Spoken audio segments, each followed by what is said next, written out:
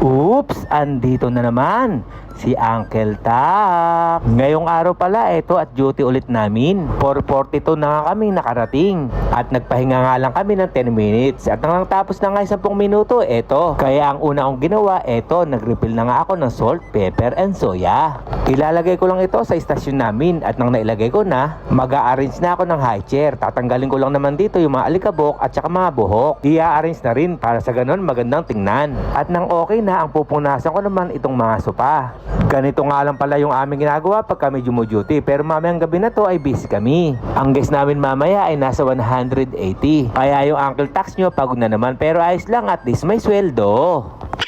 At nang okay ng lahat, natapos yung trabaho namin, dumating na rin yung stopwood namin. Ito nga pala yung apretadang manok at kanin. Kaya kumuha na rin kami dyan at may baon nga rin kami. Ang dala pala naming ulam ay chapsoy, fried chicken at sinabawang sardinas. Kaya tara muna mga uncle, samahan nyo muna akong kumain. Sa unang subo, kasarap ng apretadang manok. At kumuha nga rin ako rito ng pistik, bigay ni Kabayan. Salmon nga pala ito, itong niluto niya. Kaya itong araw na ito ay mabubusog na naman ako.